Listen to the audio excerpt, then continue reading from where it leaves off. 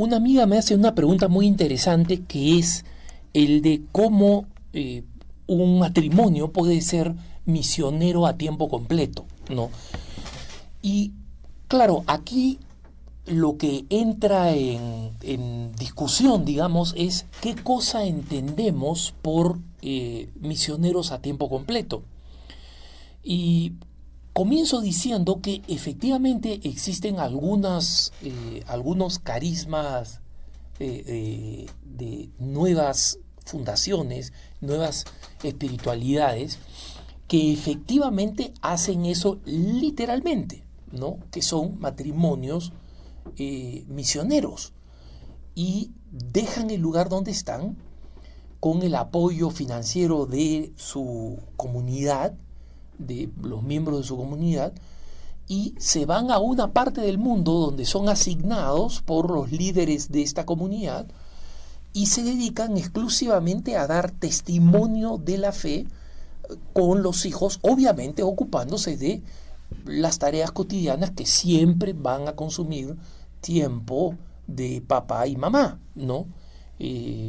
Necesitan cocinar, sobre todo si los hijos son numerosos, necesitan saber que están siendo educados.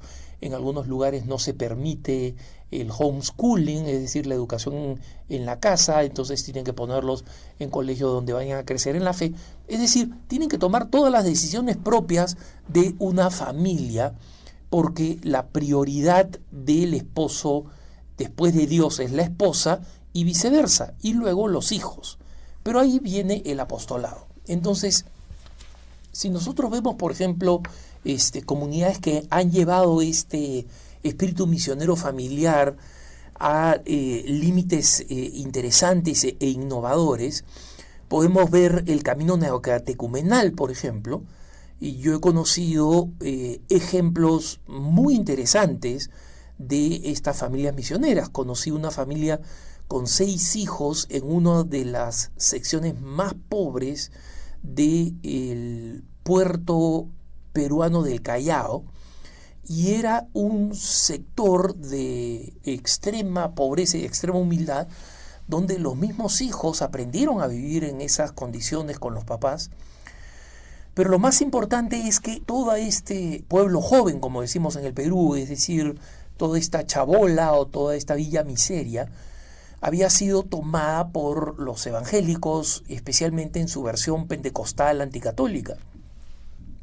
Y esta familia misionera en 1 año y medio volteó completamente la población otra vez al catolicismo debido al testimonio, e incluso animó a los miembros de esta comunidad, todos ellos pobres, a poner su centavito y poco a poco construir una capilla en este pueblo joven que no tenía, no era parte, digamos, externa de una enorme parroquia, para poder contar con la posibilidad de invitarlo a un sacerdote, si no se podía cada domingo, pero con la frecuencia posible. Entonces, un caso exitoso. Otro matrimonio muy lindo, del que les he hablado, eran 2 españoles, un matrimonio de 2 italianos con 10 hijos en Holanda. O sea, para los que no hacen la suma, los ayudo, ¿no?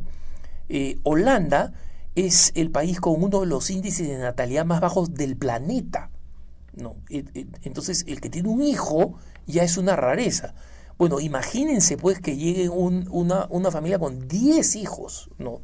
Estos eran unos neocatecumenales italianos con 10 hijos que se habían conocido en la Jornada Mundial de la Juventud de Denver, y ahí es donde habían discernido: estamos llamados a ser esposo y esposa, y fueron invitados al sínodo de la familia, y yo tuve la oportunidad de entrevistarlos para el especial del sínodo que hicimos a través de EWTN por televisión y radio, ¿no?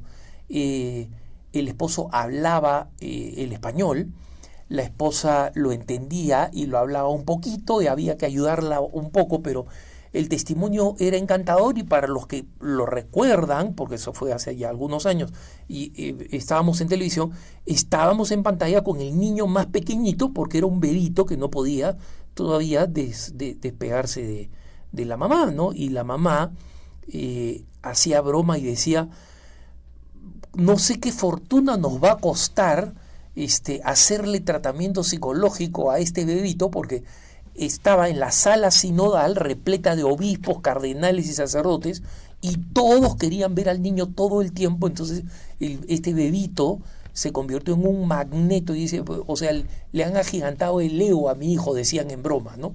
Pero lo importante, más que esta anécdota, es lo que contaban de su experiencia pastoral en Holanda. Y parte de la evangelización en Holanda era simplemente el hecho de invitar a familias aledañas, a familias cercanas, a personas de la parroquia, que entraban con curiosidad diciendo, o sea, ¿cómo se debe vivir en una casa con 10 hijos? Y simplemente descubrieron que era lo más normal y hermoso del mundo. Porque, curiosamente, esta misma Holanda, tremendamente anti-hijos, a inicios del siglo XX, fue una de las naciones que más vocaciones misioneras generó en Europa. Y por dos razones: por familias profundamente católicas y por familias tremendamente numerosas. Entonces, tenemos estos casos de este tipo de familias misioneras. También están las comunidades de las bienaventuranzas, que tienen una forma un poco distinta, viven en unas comunidades bastante más grandes, en las que comparten la vida los consagrados, las consagradas, los sacerdotes y las familias, ¿no? Esta relación es un poco más compleja porque obviamente la interacción entre el padre de familia y el superior de la comunidad es una interacción que tiene que funcionar muy bien, pero son un nuevo carisma y están aquí en Denver, por ejemplo, y dan un testimonio muy bonito y mucha gente se siente atraída a ellos, ¿no? Esto respecto de quienes están pensando en una forma un poco más radical, que es decir, digamos, dejar todo y dedicarse a la misión. Esto, la única forma como yo lo he visto hacer es a través de instituciones y organizaciones que están preparadas para hacer esto. O sea, tanto la comunidad de las bienaventuranzas como el Camino Catecumenal tienen sus propios modelos de diezmo, de recolección de fondos, de sostenimiento de los misioneros, que hacen posible este sueño para una familia que quiere, como digo, ser al mismo tiempo familia íntegra, ¿no? Digamos, viviendo la familiaris consorcio, y al mismo tiempo ser misioneras. Pero dicho esto, creo que muchas veces las familias no tienen en cuenta que ellos mismos, una familia católica bien formada, tiene un enorme potencial misionero. Tiene un enorme potencial misionero. Y ese potencial misionero, ¿en qué consiste? En que simplemente a través de la generosidad, el buen trato de los vecinos, el buen trato de la casa, la buena formación de los hijos para que los hijos sean amables, para que sean generosos, para que compartan, ya se convierte en un tremendo medio evangelizador. Y les pongo primero un ejemplo y les hablo después de un principio interesante. Les cuento el ejemplo. Norma McCormick, probablemente muchos de ustedes saben quién es. Es la mujer lesbiana que se presentó como Jane Roe ante la Corte Suprema de los Estados Unidos, diciendo que se le había negado el derecho a un aborto, cosa que no fue cierto porque nunca estuvo embarazada y nunca necesitó abortar, y que como defensora del aborto logró la legalización del aborto por medio de la Corte Suprema en los Estados Unidos. Entonces, el nombre ficticio jurídico de Jane Roe pertenecía a una mujer que en un determinado momento, cuando vivía en una relación lesbiana, decidió salir del closet y decir: yo soy Jane Roe, me llamo Norma McCormick, ¿no?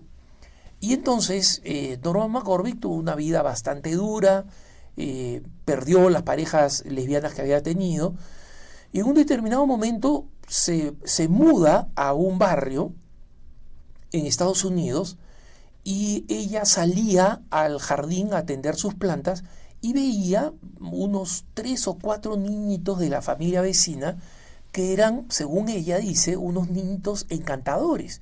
Y no solamente eso, sino que eran extremadamente corteses y educados. Y no tenían miedo en hablarle, ¿no? Entonces le decían good morning, eran pequeñitos, ¿no? Le decían good morning, y ella desconcertada saludaba, bueno, good morning. Rápidamente se dio cuenta que esta familia era una familia cristiana, ¿no? Entonces ella decía, si es que estos supieran quién soy yo, o sea, soy pues, o sea, como ella se sentía, y lo dijo en algún momento, pues el demonio encarnado, ¿no? Entonces, Norma McCormick seguía socializando con estos niños que le encantaban, le ablandaban el corazón, le transformaban la vida, ¿no? Y un día los papás vieron a Norma McCormick jugando con los niños. O sea, los niños habían pasado al jardín de Norma y se habían puesto a jugar y a divertirse, contentos, ¿no? Y ella de pronto ve a los papás llegando y dice, estos niños están ahora en mi jardín, esta va a ser una catástrofe, ¿no? Y los papás le dicen, señora, ¿no quisiera venir a cenar con nosotros? Tenemos cena suficiente. Ella se desconcierta y acepta. Entran a la cena, haciendo la historia corta, ella se siente tan acogida por la familia y tan bien tratada para los niños que se pone a llorar en un momento con los padres cuando los niños ya se han retirado y le dice, ustedes no serían tan gentiles conmigo si supieran quién soy yo. Y la mamá le dice, nosotros sabemos quién eres tú eres Norma McCormick, tú eres Jane Roe de Roe vs. Wade. Y ella no lo pudo creer y se puso a llorar, y el resultado es que ella pidió ser aceptada en el cristianismo y posteriormente se convirtió al catolicismo, y la famosa Jane Roe de Roe vs. Wade, Norma McCormick, murió gracias al testimonio de la familia pocos años atrás, profundamente católica y profundamente provida, denunciando la farsa de la legalización del aborto. Entonces le decía un ejemplo y un concepto. En varias ocasiones le he hablado de una podcaster y de una bloguera que se llama Lea, ¿no? Con H al final, Libresco, como suena, Lea Libresco. Y Lea Libresco, casada con Alexis Sargent, bastante joven, es una famosa bloguera atea que se convirtió al catolicismo. Y ella ha escrito un libro muy bonito que se llama Cómo vivir la opción Benedicto. Es decir, la opción de San Benito de acoger y acoger y acoger a los demás. Y el libro incluye cómo hasta preparar un pastel o preparar un pie se puede convertir en una oportunidad para invitar a los vecinos que no nos conocen, al vecino del departamento con el que nos cruzamos a veces de mala cara, y comenzar a evangelizar. Y en muchas ocasiones aprovechar que los niños son tan atractivos, son siempre inocentes, ablandan el corazón, son sinceros, y si los hemos educado bien, son capaces de transmitir bondad, caridad, respeto, todas virtudes cristianas. Entonces, cuando hablemos de las familias misioneras a tiempo completo, hermanos, por supuesto que destacan estos casos tan novedosos y ejemplares como lo de nuestros hermanos del Camino Neocatecumenal o de la Comunidad de las Bienaventuranzas. Pero son cada vez más los católicos casados jóvenes que están convencidos que ellos también están llamados a una evangelización constante, simplemente mediante el testimonio que pueden dar con su vida, con su generosidad, con su humor, con sus habilidades culinarias y con sus hijos. Que tengas un buen día.